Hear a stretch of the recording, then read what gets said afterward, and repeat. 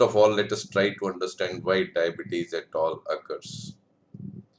Whenever there is glucose in the blood, it has to be utilized by the cells of body for energy, repair, and assimilation and synthesis of so many things.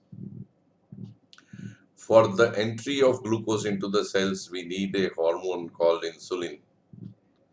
And insulin, which itself is a small protein hormone, is produced in pancreas, in beta cells of pancreas. There are no other cells in the body which can produce insulin, the hormone necessary for glucose entry into the cells.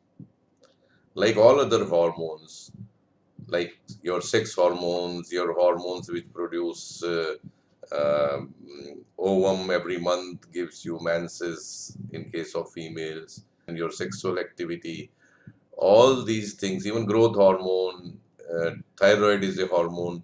So these hormones are produced by specific cells in the body.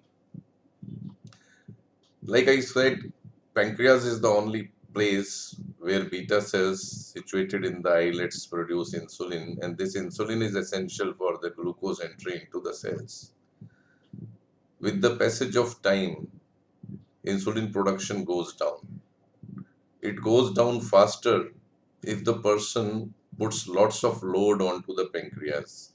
For example, if the person is obese, not exercising, is consuming lots of starches, maida, sweets, white sugar, sweetened beverages, and all those things. So the pancreas gets depleted with the insulin producing cells, that is the beta cells, and with the increased demands at certain stage in life, there is no insulin coming from pancreas, and this is when the sugar starts climbing in the blood. Because a balance is lost, the insulin required as per demand produced by the glucose is not available there.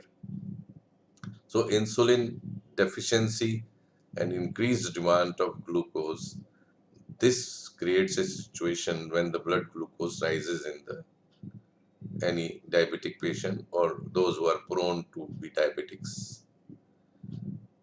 With such a situation, this can be easily detected by the doctors when they give an extra load of glucose to the patient to consume, and then they measure glucose levels after 2 hours just to see how competent your body is in handling with that extra load of glucose.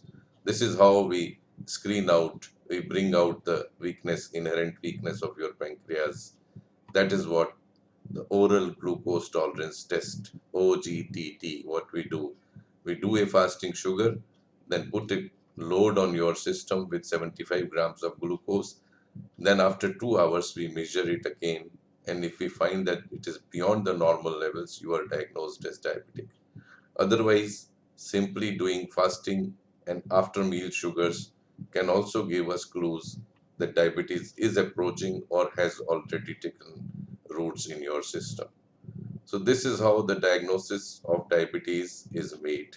3 minutes of adding years to life and adding life to years.